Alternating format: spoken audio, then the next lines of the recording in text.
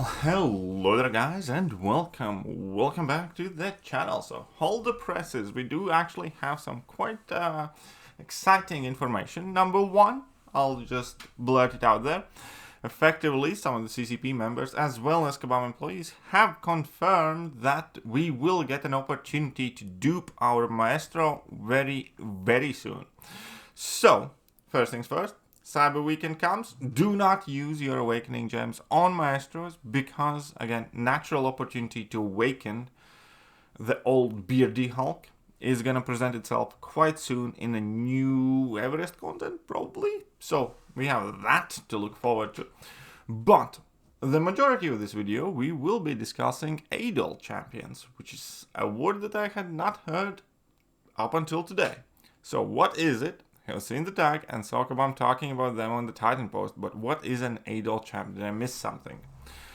And this entire thread actually gives us quite a lot of information thanks to Kabam Crash. So let's start with, looks like some of our messaging got ahead of where it should have been. Isophyne is an idol champion. So if you guys do not remember who Isophyne is, it is Kabam original champion that we will be able to get for free in December via the login calendar. And one of the more unique things about Isophyne is that she will have a fractured power bar, and we will, for example, be able to throw 3 consecutive level 1s or a level 2 and a level 1. So we will be able to choose which specials we activate when. And obviously they will come with their own kind of like storyline and narrative. So that's idol, effectively, some ISO creations, something new that we do not really know yet, because we still do not have the abilities of Isophyne. Yeah, Isophyne is idol. One of those original champions will be part of a larger story next year. There are a number of other idols coming as player-ownable champions next year. Kabam has confirmed 3 of them in 2025. So every, effectively 3-4 months they should be arriving, because Isophyne's December, and then let's say in 3 months and 3 months and 3 months we should be there. Gameplay wise, they are differentiated by their fractured power bars, and as the Titan Crystal post mentions, there will be different ways to collect them outside of the traditional crystal release. Now let's move further. Will they eventually go in the basic pool like regular Titan champions, and when we can awaken them, or they will be like Saga champions where you need to spend to awaken them? The post wasn't clear whether the other mechanisms are free to play or spending related. They will still go into the basic pool on the regular schedule, but they will skip the Titan Crystal. That is very good news. That means that effectively anybody, also free to play, will be able to acquire them at the very least eventually. There are going to be some purely free-to-play routes to acquisition, but most players will have to spend a little bit, and by a little bit I mean a lot closer to the Bal Realm Pass champions than the regular champion release, which typically is like $30 for like a month pass or something of the sort, which is effectively going to mean cheaper acquisition, if not free for some people. And again, eventually entering the base crystals. So that is definitely a very positive news.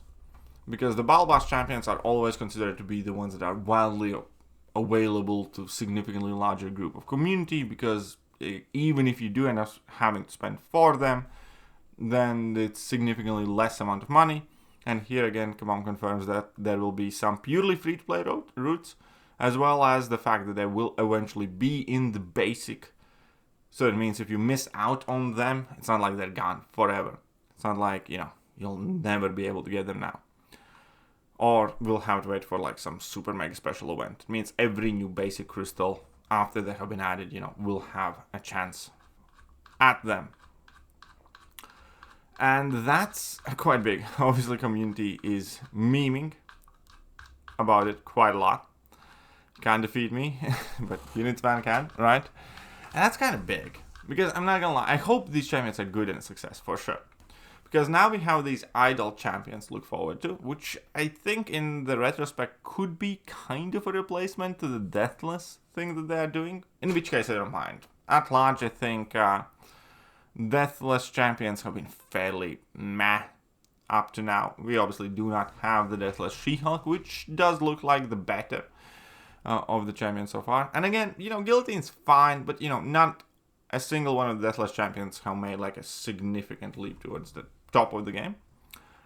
But we still need the Deathless Thanos, which I hope is good, which should be coming first thing in January. In case you missed that piece of messaging, Deathless Thanos should be coming to the game very, very early in 2025. I'm sure we're going to hear much more about it very soon.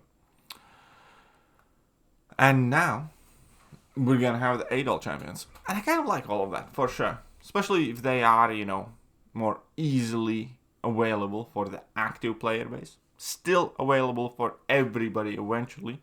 With a lower entry cost. It quite frankly sounds too good to be true. Which leads me to speculate of the usability or quality of them champions. But obviously that's all just purely speculation. Because there's kind of like a common spread theory going around. That Kabam would never make an amazing champion easily available. And that's why, the champions that have been in the tracks have not necessarily been the meta tier champions. Which, by the way, I'll have Morbius is amazing. He is. But yeah, with the lack of performance from Beta Bill and some other champions, there are some skepticisms alongside with the Deathless champions, obviously, because they garnered a lot of hype initially, and now everybody's begging for Deathless Vision to get buffed because he's, significantly poopier than the original, and the rest of the champions not making a significant... It's kind of funny when, Deathless Guillotine is kind of like the best of the bunch so far.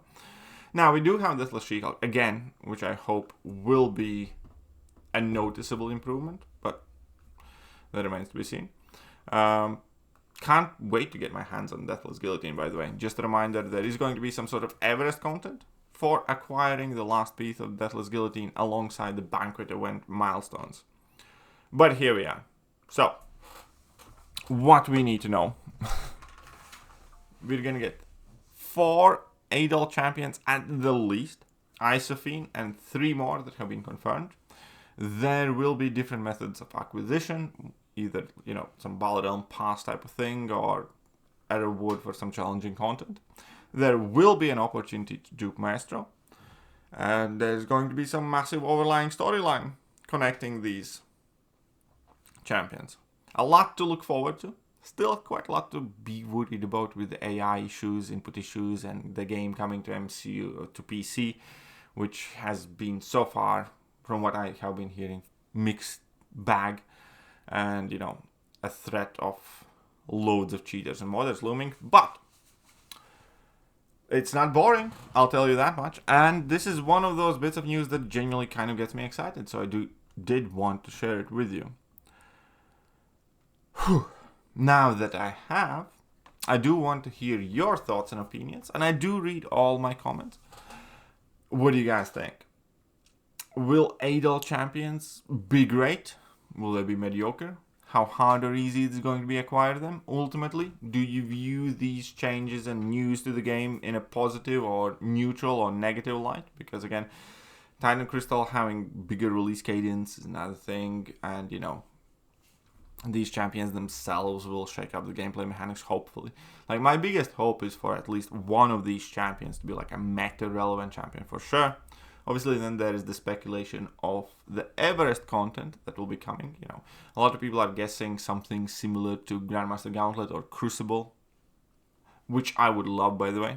Grandmaster Gauntlet is one of my favorite pieces of content ever, and I like Crucible too. It's highly unlikely it's going to be Necropolis-esque type of content, but we're going to have to see, because Necropolis, very new, and they do not release large Everest piece of content that quickly typically. But yeah, definitely interesting, and I definitely look forward to hearing from you guys about all of this. Quite an eventful evening so far, but that is it. I'm absolutely knackered. It's like 1:30 a.m. here, so I definitely need to get to bed. See you soon. Bye bye. Hello there guys and welcome back to the channel. So we have all the information about